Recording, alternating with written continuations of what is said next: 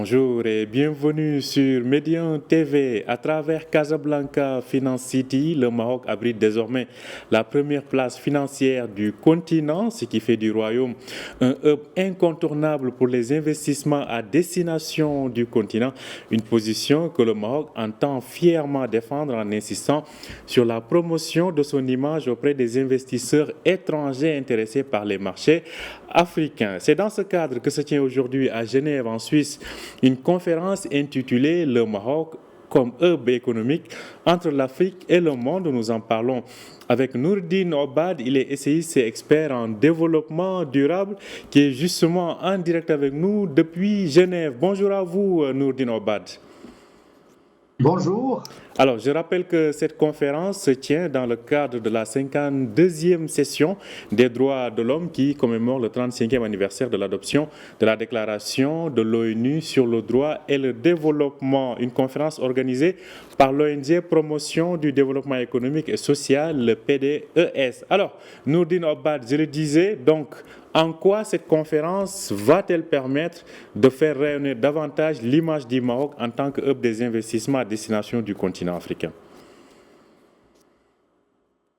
D'accord. Bonjour encore une fois. Je vous remercie pour l'invitation et l'intérêt que vous donnez pour le rayonnement aussi du Maroc.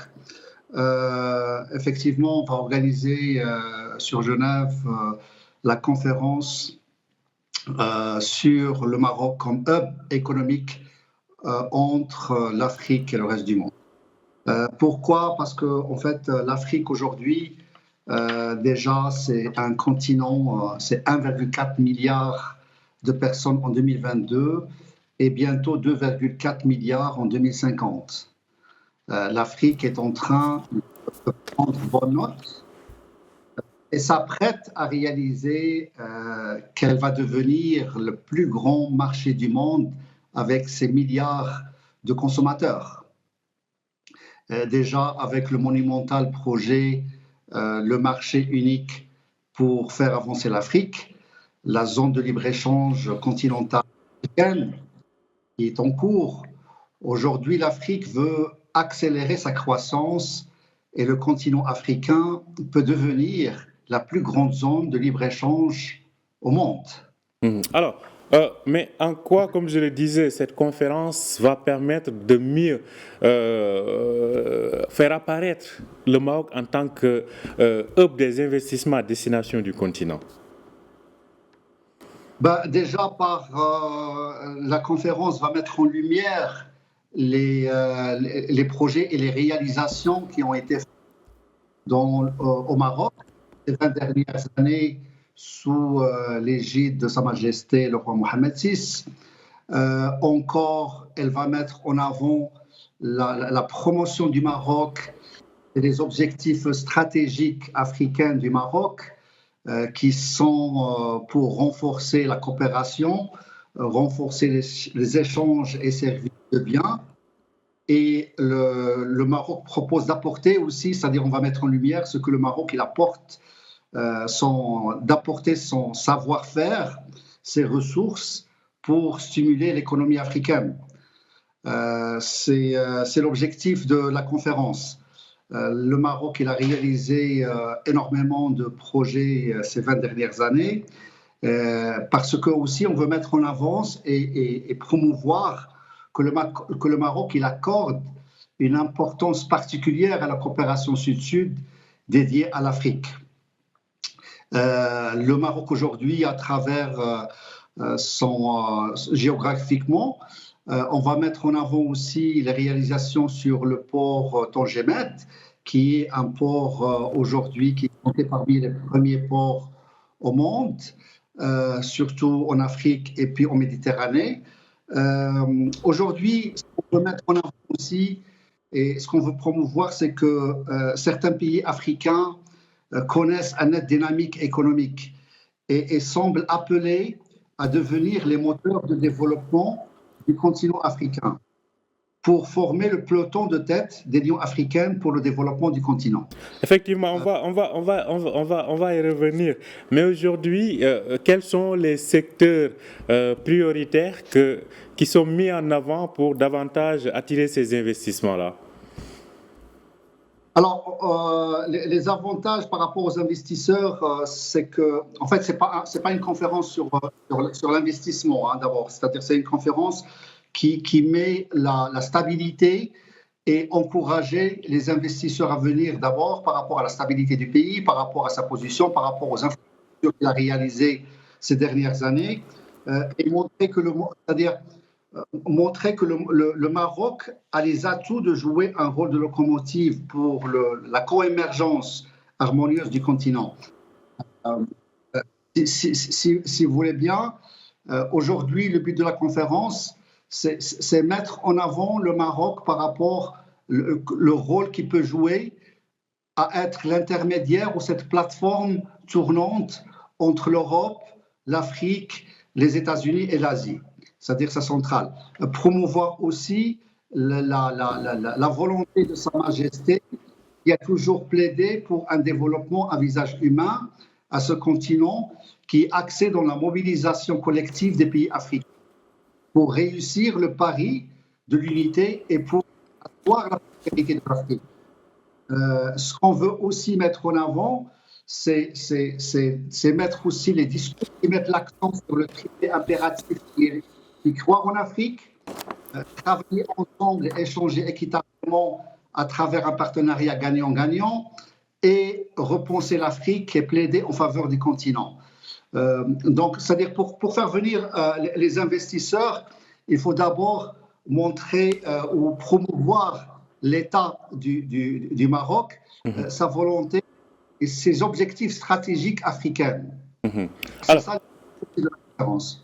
Alors, vous évoquez là des aspects relatifs à la diplomatie économique. Justement, parlons de diplomatie économique. Dans ce sens, quel rôle le Maroc peut davantage jouer pour non seulement attirer des investissements, on parlait tout à l'heure de Casablanca Finance City, qui est aujourd'hui la première place financière africaine, mais aussi des projets, disons, à vocation régionaux. On pense notamment à ce gazoduc entre le Nigeria et le Maroc.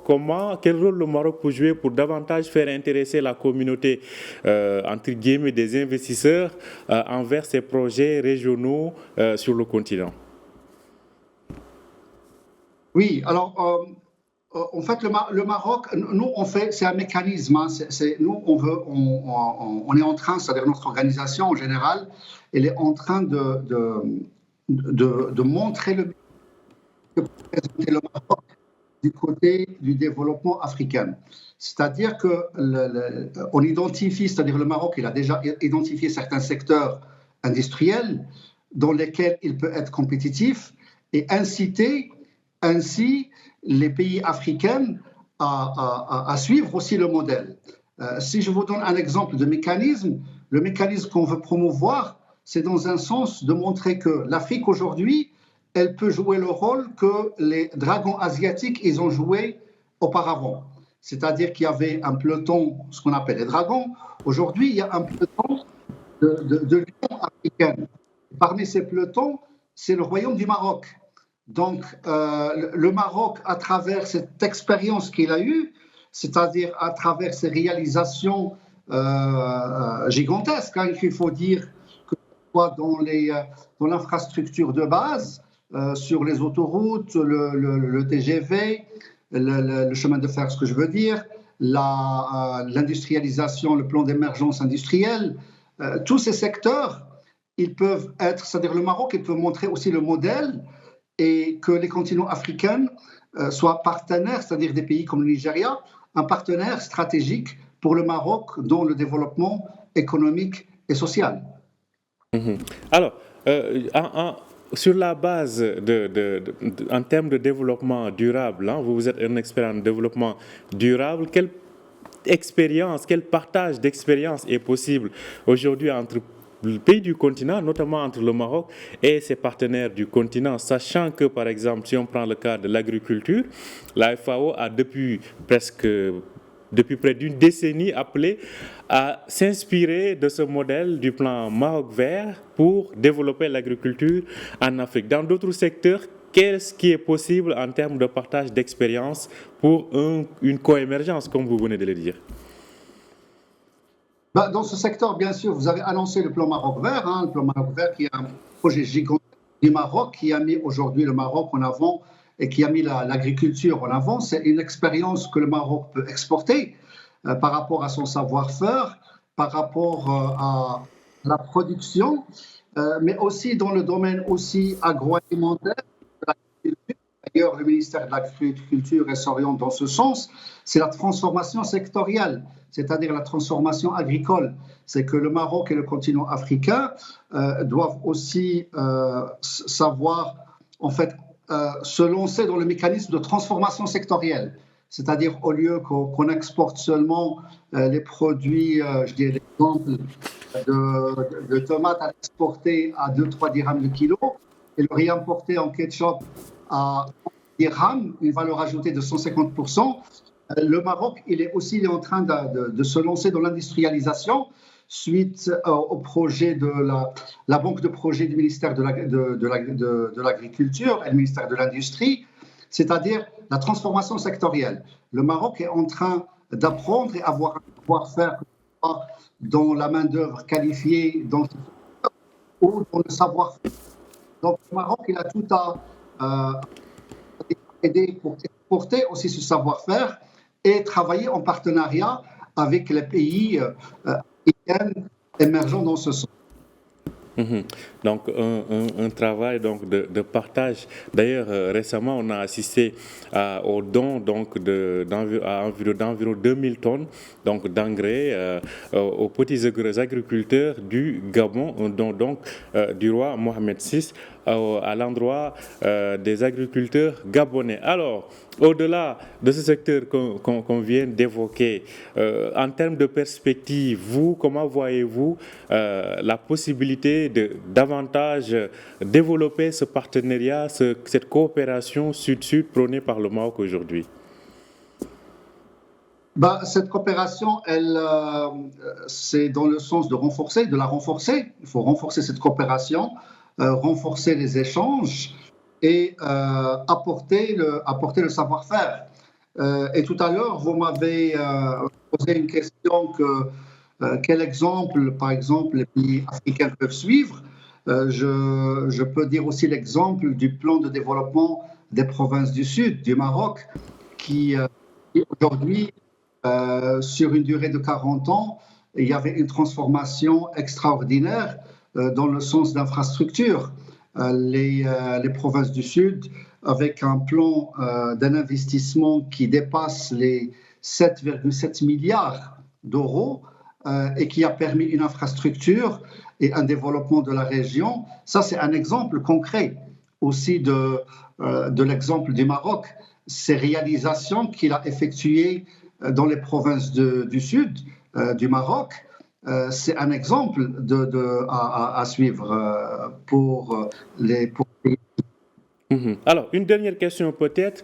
Je le rappelle, vous êtes à Genève. Qui dit Genève, donc, bien évidemment, on est en Suisse. Dans ce sens-là, quel rôle la Chambre de commerce suisse peut jouer en tant qu'aujourd'hui un pays où vous organisez cette conférence-là? Quel rôle cette Chambre de commerce peut jouer pour davantage dynamiser le flux de ces investissements? Alors, effectivement, on aura le partenariat, la participation dans la conférence de la Chambre de commerce Suisse-Maroc qui va présenter les réalisations et les échanges qui ont été faits entre les deux continents et qui se comptent à beaucoup de centaines de millions d'euros. C'est-à-dire la Chambre de commerce aujourd'hui va s'exprimer dans ce sens. Ce que j'aimerais juste annoncer, parce que cet événement, cette conférence, elle est organisée en marge vous l'avez dit tout à l'heure, en marge de la session, de la 52e session des droits de l'homme, et qui coïncide avec l'anniversaire du droit au développement. Et dans ce sens, notre organisation durant la réunion de haut niveau. Il a donné son appréciation que le royaume, en fait, il a déclaré son appréciation que le royaume du Maroc a entamé depuis plusieurs années un plan de développement économique et social national visant une intégration sociale, culturelle, économique et environnementale sans précédent qui dote aujourd'hui le Maroc une croissance économique favorisant sa projection et faire du pays une plaque tournante mondiale. Ça, c'est important. J'aimerais l'annoncer aussi parce que c'est le but aussi de le droit au développement et en lumière ce que le Maroc a mis, les travaux qu'il a réalisés pour ce droit.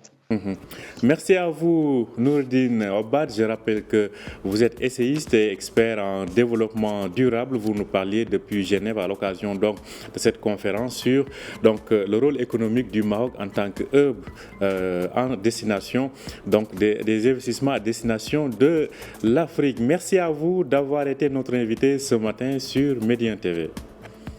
Merci à vous. Merci à vous et bonne journée. Merci à vous aussi de nous avoir suivis. Je rappelle que vous pouvez retrouver cet entretien sur notre site www.medianews.com. Bonne journée et bonne suite de programme sur Médien TV.